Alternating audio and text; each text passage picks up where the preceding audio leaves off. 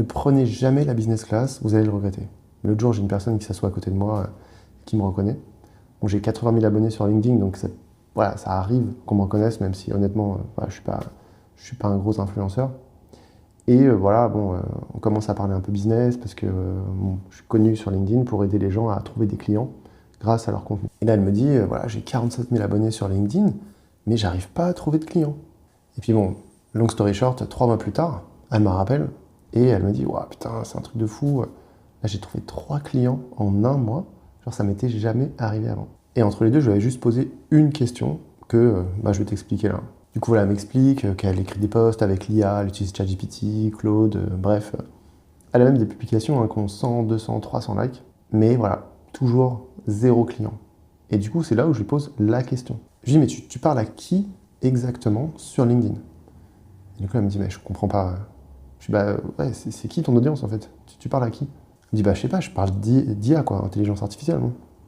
Je dis, ok, mais tu parles d'IA à qui en fait? Tu parles, je sais pas, au RH qui veut gagner du temps dans ses tâches, tu parles au mec qui est, je sais pas, au marketing, tu parles aux dirigeants de la boîte. Et là, Morgane a fait, bah je sais pas en fait, l'IA ça intéresse tout le monde. Et là j'ai compris. Elle était toujours en phase 1 sans jamais passer à la phase 2.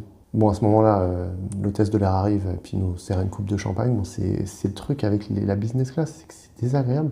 On se fait couper tout le temps. Difficile de discuter, mais bon, bref, on reprend la discussion. Du coup, la phase 1, c'est ce que moi j'appelle la niche pour accélérer. Les algorithmes, comme sur TikTok, Instagram, partout, c'est pareil, ils sont vraiment interest-based, comme on dit aux States, quoi. Ça veut dire qu'en fait, ils vont pousser le contenu aux gens en fonction de ce qu'ils aiment. Ils vont plus le donner à nos abonnés. Sur TikTok, c'est ce qu'on appelle la For You page. C'est littéralement voilà, le truc, on y va, on sait qu'on va avoir que du contenu. Si tu regardes une vidéo sur, je sais pas, la pêche au poisson rouge au Groenland, plus de 3 vidéos comme ça, t'as plus que des poissons rouges au Groenland, quoi. Bon, c'est pas forcément un super exemple, je sais pas si ça existe, mais bref. Du coup, le secret, en fait, pour vraiment accélérer sur ce genre d'algorithme comme TikTok, c'est d'être ultra niché plutôt que d'essayer de parler de tout et de rien à tout le monde. L'idée, c'est que ton audience, elle va te suivre pour un sujet qui l'intéresse. Ça va être certainement ton cas. J'imagine que sur Instagram, tu as un peu tout le temps les mêmes trucs. Si tu as un copain, une copine, vous n'avez pas littéralement pas le même Instagram ou pas le même TikTok parce que vous ne regardez pas la même chose en fait. Et du coup, cette personne, elle a 47 000 abonnés, ok, forcément, tout le monde s'intéresse à l'IA, mais un jour, c'est Patrice du marketing, l'autre jour, c'est Geneviève qui est au chômage, l'autre, c'est un retraité. Enfin bref, c'est trop large, quoi. C'est beaucoup trop large. Donc oui, tu gagnes beaucoup d'abonnés, mais en fait, derrière, tu peux rien vendre.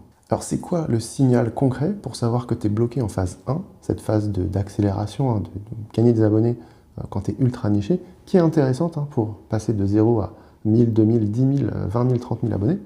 Et puis, c'est là où bon, l'hôtesse arrive, vient pour nous demander ce qu'on veut manger, etc. Donc, bref, encore une fois, un petit peu, voilà.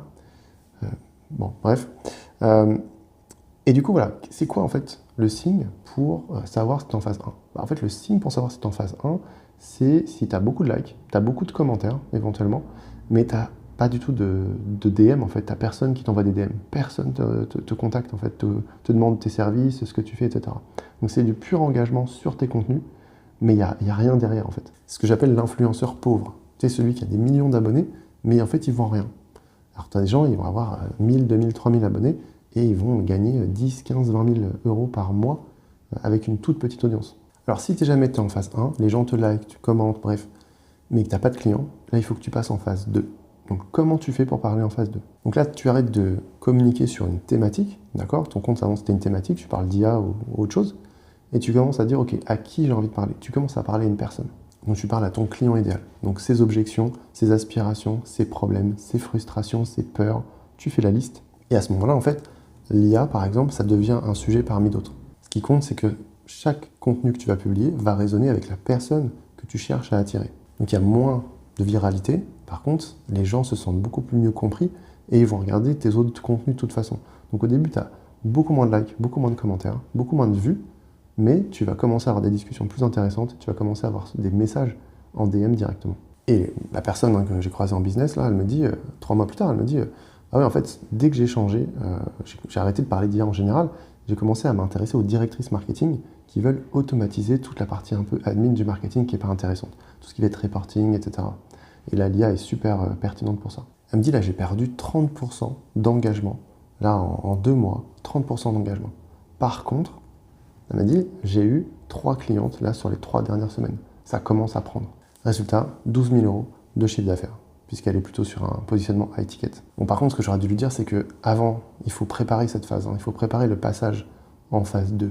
C'est-à-dire qu'en gros, il faut mentionner d'autres sujets, mais il faut aussi parler de toi-même, partager des choses sur ta personnalité, en fait. Il faut que ton compte soit plus comme une chaîne thématique, mais vraiment que ce soit ton propre contenu, qu'on puisse plus te différencier, qu'on puisse te différencier avec les autres personnes. Il faut que tu habitues ton audience à te voir comme une personne et pas comme une chaîne thématique. Parce que sinon, le jour où tu pivotes, où tu changes, en fait, tu repars de zéro, en fait, puisque les gens te suivent uniquement pour le sujet que tu partages et pas forcément pour toi. Donc le piège, on l'a vu, c'est d'essayer d'attirer un maximum de personnes en parlant d'un sujet ultra populaire ou d'essayer d'attirer tout le monde. La vraie question à te poser, c'est comment je peux intéresser un maximum de personnes sans parler à n'importe qui. Donc commente phase et je t'envoie la méthode pour trouver les bons sujets de contenu pour attirer ta cible.